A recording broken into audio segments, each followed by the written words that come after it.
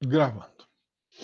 Bom, bom dia a todos. Hoje nós vamos estudar os aspectos relativos à agricultura chinesa. É a segunda parte, né, da economia chinesa que nós estamos vendo. Então, o capítulo sobre China, nós estamos fazendo como Jack o Estripador, né, indo por partes. Então, primeiro nós vimos os aspectos naturais da China, depois os aspectos humanos, demográficos da China. Semana passada nós vimos o histórico da China, né? Até chegar ali na parte referente a isso, para a parte referente àquele momento em que a China se tornou um país com dois sistemas, né? Que eles chamam de economia socialista de mercado, né? As reformas lá do Deng Xiaoping, tá? A partir dos anos 70, 80. Hoje nós vamos dar prosseguimento falando sobre a agricultura chinesa e sobre a parte de energia, né, de utilização da energia lá da China, tá? Nessa parte de utilização da energia chinesa, nós vamos ter o desafio. Então, a lição de hoje para amanhã, a aula de amanhã vai ser bem curtinha, tá? A aula de hoje vai ser um pouco mais longa, a de amanhã vai ser mais curtinha. A lição de hoje para amanhã vai ser fazer um exercício de múltipla escolha e fazer o desafio, que daqui a pouquinho vai aparecer. Então já podem anotar aí, né? Vai ter um exercício e vai ter o desafio para fazer para a aula de amanhã. A resumo ainda não. Eu vou pedir o resumo de quarta para quinta-feira, tá? Então vamos colocando o link aqui.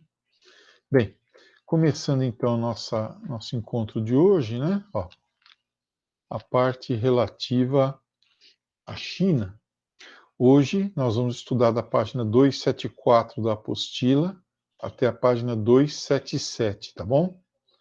Então são essas três páginas aqui, ó, 274 a 277, tá?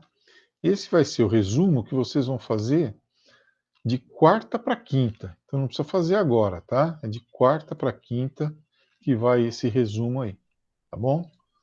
Não precisa fazer hoje. Amanhã a aula é curtinha, dá tempo de fazer a aula, e o tempo que sobra da aula vocês usam para fazer esse resuminho aí, de três páginas, né? Da 274 a 277. Então, só para deixar claro, ó, a nossa lição de casa para. Que dia que é amanhã? Amanhã é dia 9, né? 9 de junho, tá? Então vai ser o desafio, vai aparecer aí, né, daqui a pouco, e vai ser também um exercício, o exercício 3 do rumo ao ensino médio, tá? Então, escrevendo aqui do lado para não ter dúvidas aí. E a lição para deixa eu ver que vai ser dia 10, lição para 10 de junho, né? Ou no dia 10 de junho, né? Resumo da página 274 a 277. Pronto, então tá aí a liçãozinha. Até o final da semana. Aí mais uma vez o link para quem está entrando agora. Bom, podemos começar então, né? Para começar, é importante lembrar que a economia da China é gigantesca. Hoje, a China é a maior economia mundial, ultrapassou os Estados Unidos em termos de tamanho. O problema é a distribuição e o tamanho da população, né? Que você tem que distribuir essa mesma riqueza. Embora a China tenha ultrapassado os Estados Unidos, a China depende muito das compras que os Estados Unidos fazem lá, dos investimentos que os americanos fazem também lá nos Estados Unidos, na China, tá? Vamos entender que a China ela é forte em todos os setores da atividade econômica, todos. A China é forte na agricultura, é fortíssima na indústria, né? A gente diz que a China hoje é a fábrica do mundo. Quem está entrando, clica aí na presença, hein? A China é a fábrica do mundo, tá? Também é muito forte na produção de minerais energéticos e não energéticos, né? Então, os minerais energéticos, carvão mineral, petróleo, né, gás natural e os minerais não energéticos, o minério de ferro, a bauxita, né, da onde sai o alumínio, tá? A China é também um país gigantesco, né, maior do que o Brasil, tá? Maior do que o Brasil. O Brasil tem 8 milhões e meio de quilômetros quadrados, a China tem coisa aí de 9 milhões e meio, né? Então, num território maior, naturalmente você vai ter também maior quantidade de oportunidades, né? Não adianta você querer, por exemplo, sei lá, achar petróleo no Vaticano, né? É, tá? O máximo que você vai fazer é furar uma tubulação. Uma boa infraestrutura, né? Então, muitas indústrias, muitas minas ativas, eles conseguem transformar o território deles em riqueza com bastante eficiência, né? Uma boa infraestrutura industrial, uma boa infraestrutura de distribuição, de transportes, uma boa infraestrutura agrícola, ok? Também convém lembrar que a China tem 1,5 bilhão, 1,4 bilhão de habitantes, tá? Então, é o maior mercado interno do planeta. Só o mercado interno chinês é 5 vezes o tamanho dos Estados Unidos, né? Da população americana, né? É 7 vezes a população do Brasil. Então, é um mercado interno gigantesco. Você lança lá uma Você lança lá na China uma marca de bolacha, porra, vai vender pra cacete, né? Se cada chinês comer uma bolacha só, já vendeu 1,5 bilhão de bolacha, né? Sei lá, enfim, assim por diante, né? Só que o interior da China, nós já estamos vendo isso, ele é bastante pobre, né? Se você comparar com as regiões lá do leste da China, né? O oeste é mais pobre do que o leste, né? As zonas interioranas da China são mais pobres do que as zonas litorâneas da China. Então, eles têm que resolver ainda essa questão dos grandes contrastes regionais, né? Entre as diferentes áreas lá. Falando agora diretamente sobre. Ó, isso aqui não sei se é um conceito novo ou não para vocês. PEA, população economicamente ativa, tá? Pessoas que estão em idade de trabalhar, trabalham e recebem salário, tá? Ou estão em busca de trabalho, tá? População economicamente ativa. No Brasil, a população economicamente ativa é de cerca de 100 milhões de pessoas. 100 milhões, tá mais ou menos. Lá na China, a população em idade de trabalhar é de 774 milhões de pessoas. 7 vezes e meia a população economicamente ativa do Brasil. Então, naturalmente, tem mais gente para trabalhar, tem mais gente para disputar salário, e aí os patrões podem pagar menores salários. A mão de obra chinesa, ela não é muito exigente em termos de salário, ela não é muito exigente em termos de previdência social, ela não é exigente em termos de condições de trabalho, não é muito exigente em termos de horas de trabalho, direitos trabalhistas. Tudo isso diminui o valor dessa mão de obra e aumenta a lucratividade, né? A maior parte dessa PEA, dessa população economicamente ativa, está concentrada, então, nas cidades, né? Atividades urbanas, comércio, serviços, atividade financeira, né? Administração pública, tá bom? Mas mesmo assim, a China ainda tem muitos trabalhadores no campo.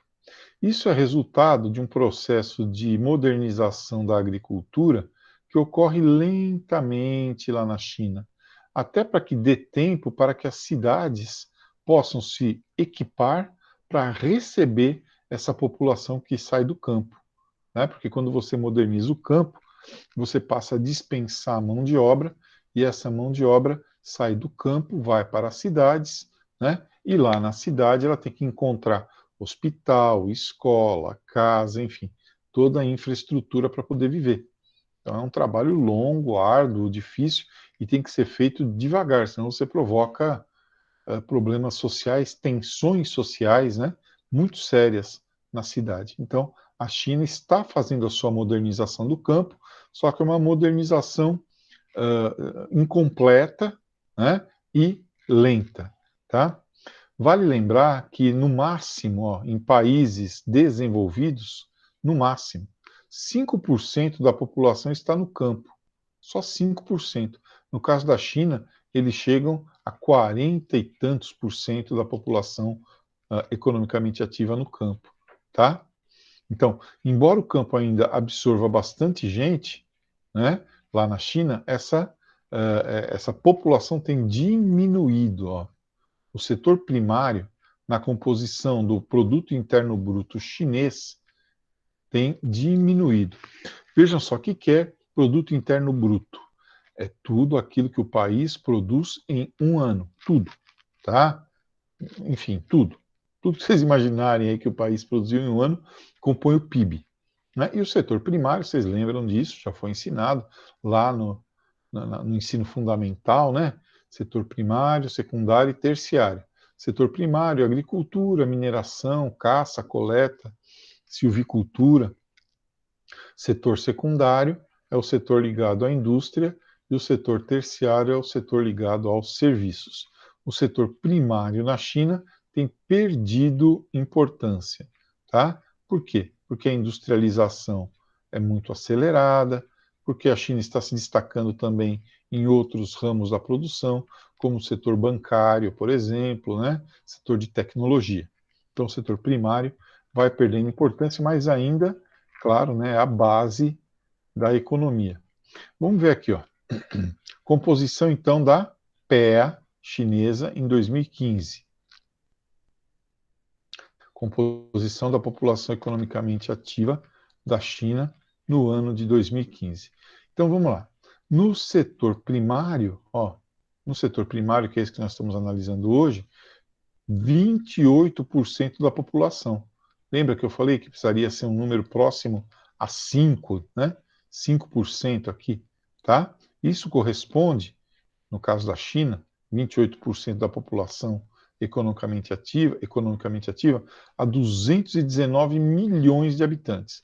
Vamos lembrar que no caso do Brasil, a população é de cerca de 200, a população total é de cerca de 211 milhões de habitantes. Então seria como se fosse todo o Brasil, mais o Uruguai, todinho morando no campo e trabalhando na roça. Tá? Essa é a população chinesa trabalhando no setor primário. Ok? Deu para entender essa comparação? Os números na China são muito grandes. Todos os números na China são gigantescos. Tá? Então tem um Brasil e pouco trabalhando no campo. Mas, né, como eu falei, o campo, o setor primário, vem perdendo importância. Né? Nesse gráfico aqui, ó, o setor primário é esse que está em azul, tá vendo? Como ele vem diminuindo a participação dele no total do PIB. O próprio setor secundário, que já foi muito importante, né? E ainda é, né? 40% do PIB chinês é bastante, né?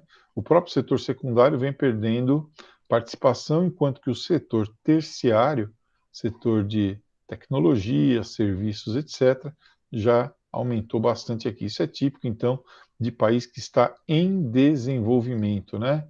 O setor de serviços vai aumentando a participação, o setor secundário ainda é importante, mas vai diminuindo a sua participação por conta da diversificação da economia, de novas tecnologias, né? Enquanto que o setor primário despenca, né? Que é o setor que agrega menos valor à produção, ele vai lá para baixo, tá bom? É assim que vai se comportando o PIB chinês. Vamos lá. Olha aqui, ó. Então, para a gente ver como que é, então, dentro desses... Volta aqui. Dentro desses 8% aqui, ó, tem lá, 8%, tantos bilhões de dólares, vai. Dentro desses tantos bilhões de dólares, daqueles 8%, mais da metade é agricultura, afinal de contas, você tem que alimentar diariamente 1,4 bilhão pessoas. 30% é a pecuária, e o chinês come de tudo, né? O chinês come praticamente de tudo, tá, pessoal? O chinês come cachorro, escorpião, cobra, né? Eles comem, certo? Morcego, né? Como vocês já devem ter acompanhado, enfim. 12% de pesca, não é à toa, né? Porque a China tem um grande litoral e tem grandes rios também, que nós já vimos, né? Rio Amarelo, Rio Azul, tem lá o Mar da China, tá? E 8% de silvicultura. Silvicultura é o plantio ou a coleta de elementos do próprio bioma. Então, aquilo que já está lá, né, na natureza e é aproveitado pelo morador local, tá? Então, vai compor aí 8% da renda a coleta de produtos da própria natureza lá da China. Silvicultura. Bem, aqui eu fiz um histórico muito rápido do que aconteceu lá com. Nós já vimos isso semana passada, né? Então é só para retomar o conteúdo do que aconteceu lá na China, né? Em termos de agricultura. Primeiro, a coletivização. Em 49, vocês estão lembrados que aconteceu a Revolução Comunista Chinesa. E quem assumiu o poder foi Mao Tse-tung, né? Isso foi em 1949. Pois bem.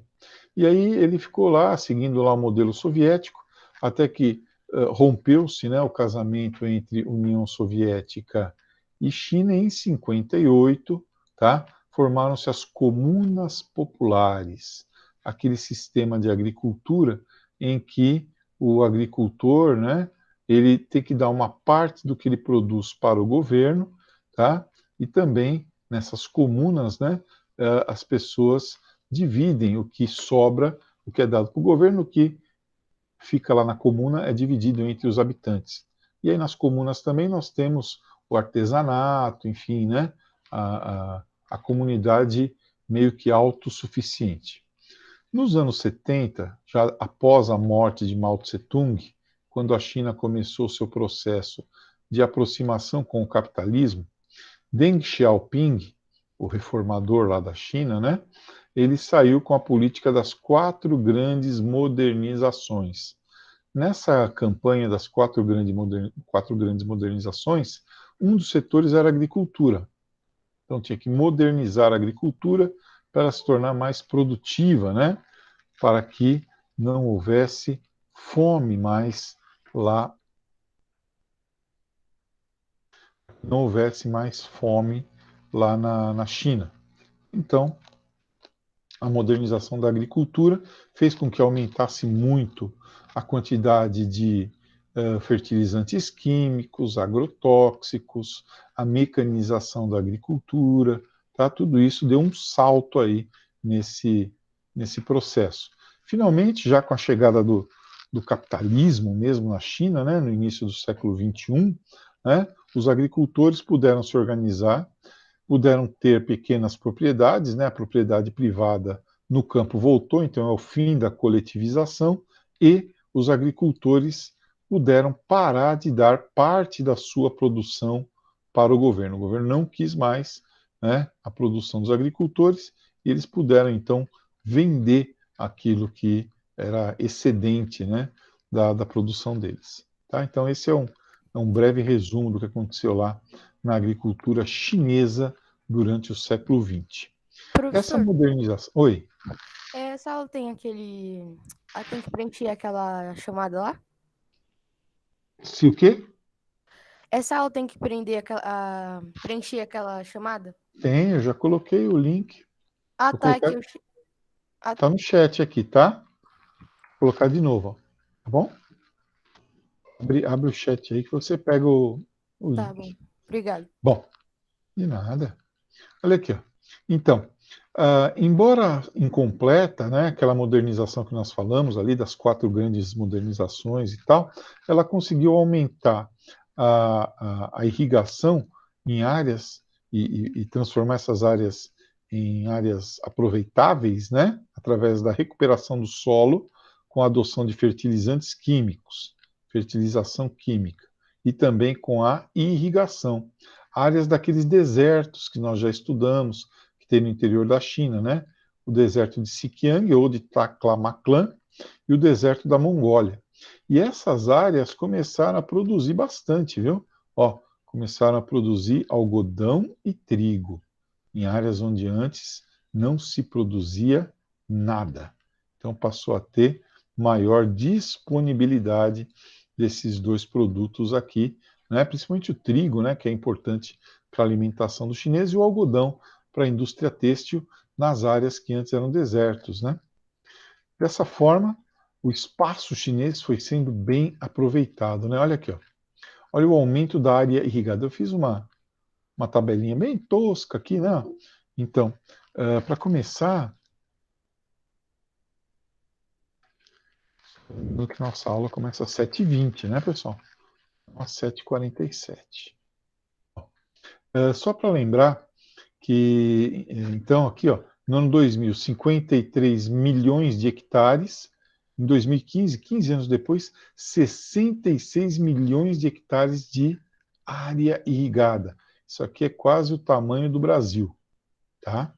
De 178 milhões de tratores para 304 milhões de tratores. Imaginando aqui uma população lá dos Estados Unidos de 300 milhões de pessoas, é como se cada americano tivesse um trator se fosse nos Estados Unidos, né? Milhões de toneladas de adubo químico, de 414 milhões de toneladas para 602. Então, houve um salto aqui, ó, qualitativo, né, e quantitativo em vários fatores que indicam modernização da agricultura chinesa, né? Os principais produtos, claro, né? Olha aqui, ó, grãos, pessoal.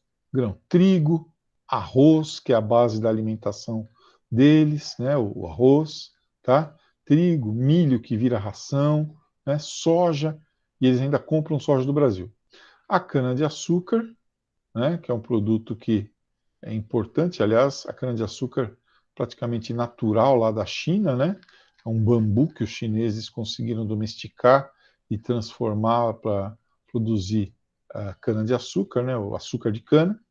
As frutas na zona menos temperada, lá na zona tropical, tá? E aquelas regiões onde não dá para aproveitar nem para irrigação, a continuação da pecuária, ok? Então, a continuação da criação de animais para consumo.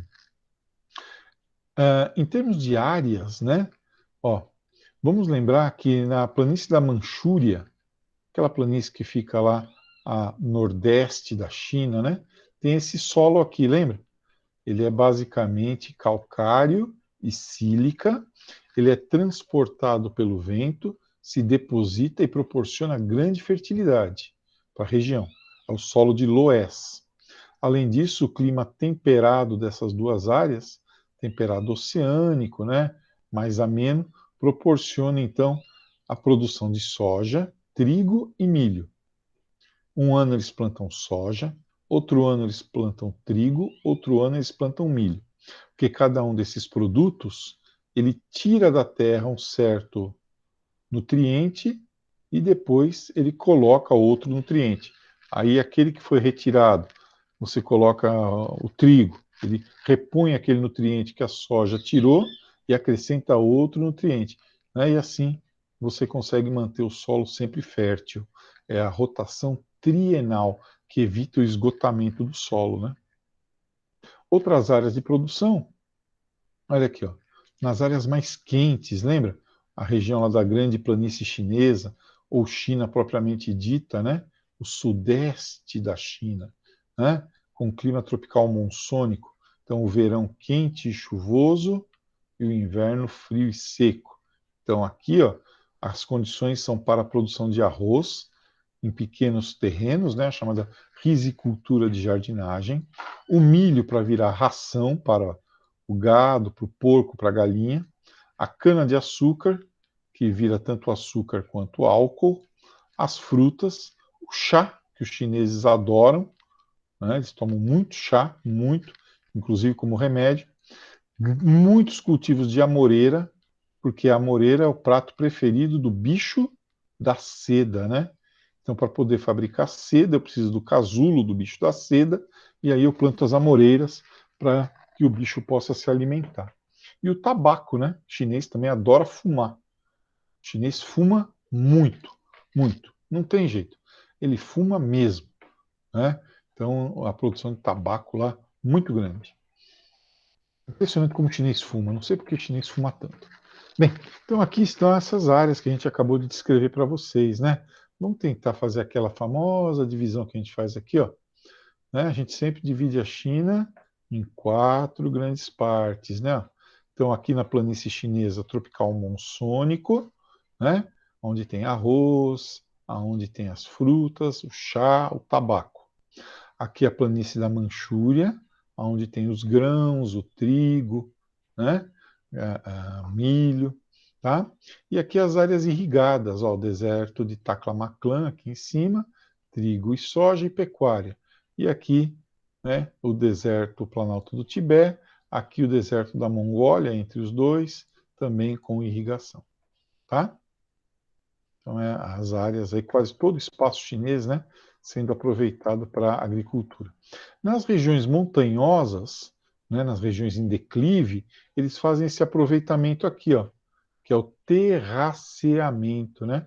Então, isso aqui é um exemplo claro de uma comuna popular, né, que a gente viu agora há pouco. Então, é uma comunidade agrícola que cultiva os seus produtos em torno dessa montanha, nas encostas da montanha. Quando eu faço o cultivo seguindo esses degraus, né, as curvas de nível, eu evito a erosão, eu evito o colapso do solo, tá? Agora, na pecuária, isso aqui são números, né, para vocês verem o tamanho da pecuária dos chineses. Ó, vamos dar uma olhada nesses números. 4,3 bilhões de galinhas, galináceos, tá, pessoal? Quer dizer, é galinha que não acaba mais, né? 65% de todos os patos do mundo estão na China. Eles adoram pato, pato laqueado, pato com laranja, né? 450 milhões de suínos, lembrando que o suíno rende linguiça, salsicha, mortadela, presunto, né? 149 milhões de ovinos. Ovinos são ovelhas, carneiros, né? Você aproveita a lã, né? A lã é o principal subproduto aqui do, do carneiro, né? 162 milhões de caprinos, sobretudo para o aproveitamento do leite, o leite da cabra, né? E o caprino é um bicho que precisa de pouca coisa para viver, né? Então vale a pena tê-lo. De quebra, né? 35 milhões de camelos para andar naqueles desertos, né? Da Mongólia, Xinjiang, né? E mesmo no Planalto do Tibete. E bois e vacas, né? Que é um bicho maior, que precisa de mais espaço, mais pasto, eles têm, entre aspas, só 108 milhões, né, de cabeças no rebanho bovino, certo? Então, quanto menor o bicho, né, quanto menor o bicho, mais elementos, né, mais cabeças eles têm. Prosseguindo aqui, ó, em termos de recursos minerais energéticos, aqui eu precisaria que vocês prestassem um pouco de atenção, porque isso aqui depois vai ser pedido lá no desafio. Vocês vão fazer que nós vamos corrigir amanhã, tá? Ó, muita riqueza mineral, principalmente minério de ferro e carvão, que é utilizado na fabricação do aço, tá? Ó, minério de ferro e carvão para a produção de aço, tudo bem. Só que para produzir eletricidade, você não vai usar minério de ferro, você vai usar o carvão. Os chineses, como eles têm muito carvão mineral, eles utilizam então o carvão para produzir eletricidade em termoelétricas a carvão. Inclusive, os Estados Unidos já ficaram em segundo lugar na produção de energia elétrica, né? Os chineses são os maiores produtores mundiais de energia elétrica hoje. Só que esse carvão todo aqui, ele tem uma desvantagem muito grande, né? Ele provoca muita poluição. Ó, a China é um dos grandes vilões, né, na poluição atmosférica, tá? Embora aí a poluição atmosférica por carvão também, né? Vocês sabem, ela impacta no aquecimento global, né? E isso, às vezes, pode até fechar mercado para produtos chineses. Então, países que não querem comprar de outros países que são muito poluidores. Isso fez com que o governo chinês, até porque sabe-se que um dia o carvão vai acabar, o governo chinês determinasse, primeiro, a redução da utilização do carvão como fonte, né? Então, eles estão usando cada vez menos carvão, petróleo e gás natural. Por motivos ambientais, né? Por motivos ambientais, tá? Mas também para não perder mercado. Em segundo lugar, a economia industrial chinesa está pedindo menos carvão, né? Então está havendo uma demanda menor de carvão. Então a pressão internacional pela questão ambiental, a busca de energias alternativas e renováveis, já que o carvão é uma energia finita, e terceiro, né, a busca de maior eficiência energética. Tudo isso faz com que a China esteja diminuindo a utilização do seu carvão mineral e tem um plano do governo de reduzir cada vez mais essa utilização. Bem, aí vem os exercícios. Ó, os dois exercícios que eu quero que vocês façam, tá? Primeiro, para amanhã, tá bom? É o exercício número 3. Anota aí, hein? Esse aqui é aquele que é de múltipla escolha, né? Não, podemos fazer até agora, né? Facinho. Aqui tem o Congresso do Partido Comunista Chinês, né? Aqui o símbolo do comunismo, a foice, o martelo, tal. E o cara falando aqui, ó, declara aberta a Assembleia de Acionistas. A palavra acionistas aqui, ó, mostra a adoção de práticas capitalistas. Só que quem continua comandando o país é o Partido Comunista. Então eu tenho um país com dois sistemas, né?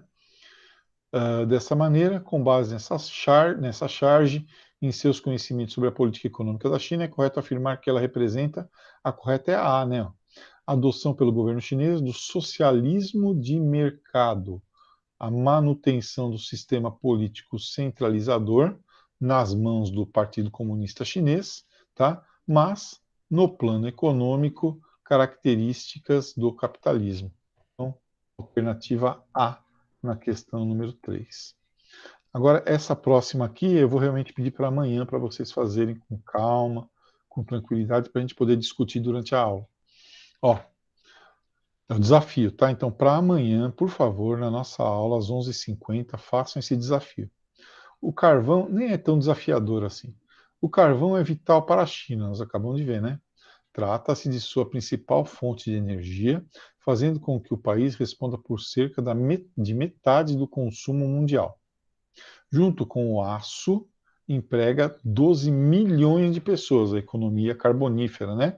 Aqui nós temos uma mina de carvão em funcionamento. Leia as informações a seguir sobre a produção e o consumo de carvão na China e as manchetes abaixo, a manchete, né, que aborda a produção do minério no país. Primeiro, consumo de carvão, 3,3 bilhões de toneladas, eles produzem apenas 3,1 bilhões de toneladas, apenas entre aspas. Então, eles importam 200 milhões de toneladas. Fatia na geração de energia, 79%. E aí temos aqui a manchete dizendo: China reduz seu consumo de carvão pelo terceiro ano consecutivo. Então, embora ela ainda utilize muito e seja importadora, ela está buscando reduzir. Pergunta-se no desafio. A. Comente a produção e o consumo de carvão na China, explicando como o país alimenta a sua necessidade de consumo. Aí vocês vão ter que procurar, né? É através da importação e ver de onde que os chineses importam, né? Quais os impactos ambientais que a alta produção e o elevado consumo de carvão provocam no país? Aí tem que falar sobre poluição, sobre aquecimento global, problemas de saúde. E C, no título da reportagem, aborda-se a relação entre o consumo e a transição do modelo econômico chinês. Está passando do socialismo para o capitalismo, né? e está buscando energias alternativas. Explique como o novo modelo econômico capitalista tem implicado nessa queda de consumo. Então, por que os chineses, a partir da adoção do capitalismo, começaram a se preocupar mais com o tipo de energia que eles utilizam?